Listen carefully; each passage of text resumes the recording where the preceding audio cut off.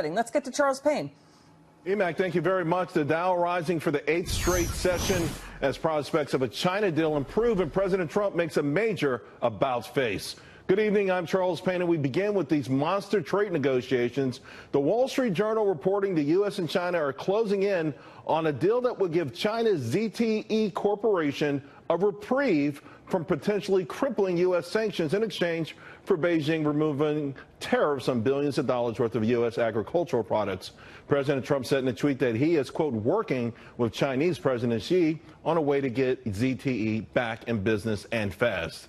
So did President Trump blink on trade, or is he simply following negotiation tactics, giving something to get something in return? Let's ask our panel. Fox News contributor Katherine Timpf, the National Review online reporter Mattie Duppler, Independent Women's Forum visiting fellow. Also, we have Daniel Griswold, Mercatus Institute Senior Research Fellow. Mattie, I got to start with you. You've been a champion of a lot of President Trump's actions on trade negotiations. Yep. Some people were a little, had their feathers ruffled because this Trump tweet earlier talked about bringing jobs back to China. That wasn't the America First agenda.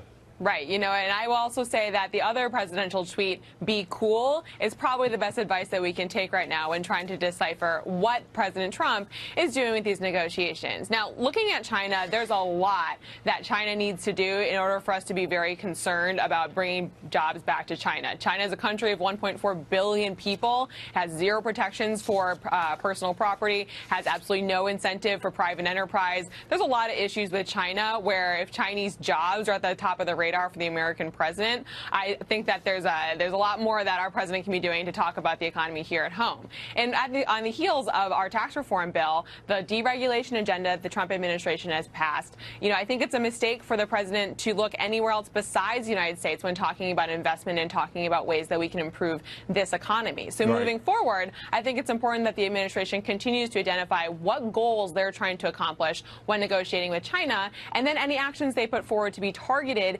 and predicated on those goals, rather than trying to do something far and wide that doesn't have very discrete consequences. Right. And by the same token, Daniel, we do have this hard deadline with China coming up very shortly, where we start to get these tariffs start to layer on pretty thick, and maybe get to a point where they go down a slippery slope. There were some U.S. stocks though that did benefit from this. ACAI was up big, Finisar was up big, Qualcomm had a nice bump, NXPI.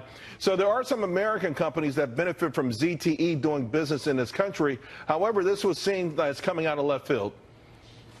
Charles, I think the president is to be commended for de-escalating our confrontation with China.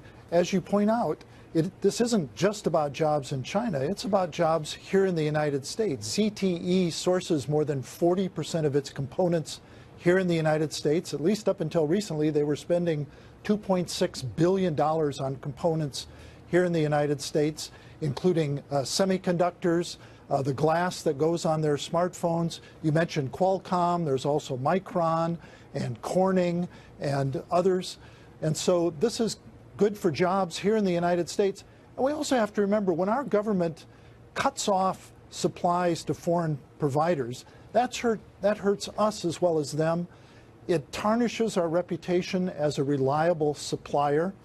You know, China, it isn't just an us versus them. We have integrated supply chains with China. They're the #3 market for U.S. exported goods and services. We have a mutually beneficial relationship with China. The president's taken a proper move. I think the Democratic criticism of him is unwarranted. Well, it's not just Democratic criticism, though, to be fair, right, Kat? A lot of economic, conservative, intellectual, the orthodoxy of conservatism, even libertarians are saying you don't start trade wars. Now, I've always argued since tariffs are already in place, there's already been a war per se, but we are certainly ratcheting it up to the next level. This is a high-stakes game of chicken, isn't it? Right, absolutely, which is why I think that this latest move is something that I like to see. I don't think it shows weakness. I think it's typical of President Trump in negotiating to give a little, get a little. This is what he does, and there could be a lot of reasons for this, in addition to just the fact that it's going to help American jobs, the American economy, too. Also, we have that big summit with North Korea coming up. The president of China is going to be very, very important when dealing with that, and he might want to have better relations with the president of China going into that summit, because he's really looking for a foreign policy win there, just not for himself, but for the country and also for the world. How do you think it'll break down then? How much, because we know that Kim Jong-un has visited China twice, just in the last couple of months, and we understand the role that they're playing. How much then of leeway do you think that gives President Trump with respect to this grand scheme of reducing trade, the trade deficit by 100 or 200 billion? Yeah, not as much leeway as he would have had if things were a little different, because China is very, very important when it comes to North Korea. They're the ones that have a lot of influence, and we need to have good relations with China in order to have more influence with North Korea.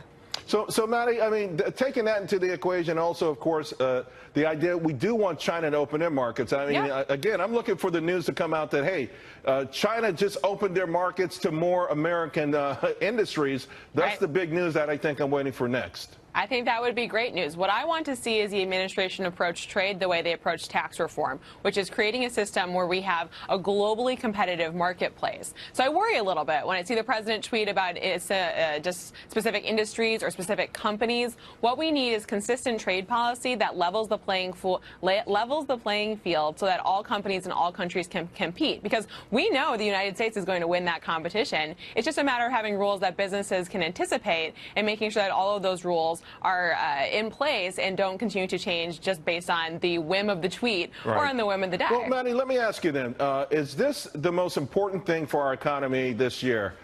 You know, avoiding a deeper escalation of these tensions, finding a way to resolve this, because if it goes deeper, if it goes far as possible, would it erase the tax gains? Would it erase all the things we've seen from deregulations? This is it. This is the #1 topic. Absolutely agree with you. Everything that Dan said about why it's important to de-escalate is absolutely true. We need to focus on what's happening here at home, which is that we have an economy that is finally surging forward after years of latency. We need to make sure that we keep the pedal to the metal on that growth, and that means not having any trade policy that would undermine the economy and what we're doing domestically, which is we're seeing all these gains that we haven't seen in years. So by that token, though, Dan, it's important also that we win this. This is sort of a once-in-a-lifetime opportunity to sort of change the arc of the unfair trade relationship we have with China, isn't it?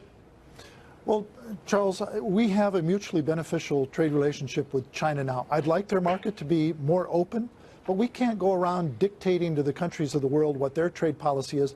The most important thing is that we have the right trade policy here in the United States, and that's free trade. Keeping our market open to global competition that benefits our consumers, our producers can tap into global supply chains. When we slap tariffs on steel and other things, we make it harder to produce products here in the United States because we are pricing ourselves out of competitiveness in global markets. I agree with what you and the other guests have said. Our economy is doing quite well. The biggest cloud of uncertainty is this administration's trade policy and a potential trade war, and that's why I think the president's move today is so welcome. He's turned down the temperature. Let's get back to business of constructive negotiations with China and other countries to lower trade barriers around the world. Yeah, I have a feeling that tweet was probably chapter 3 or something in Art of the Deal, although that was pre-tweet. Thank you all very much. I've got some breaking news I've got to share with the audience, and it's related to First Lady Melania Trump. President Trump visiting her while she is recovering at Walter Reed National Military Medical Center. This after undergoing treatment for a benign kidney condition. The First Lady's office says that the procedure was successful and that there were no complications. Her spokesman saying that she is doing well. Melania Trump will likely remain in the medical center for the rest of the week.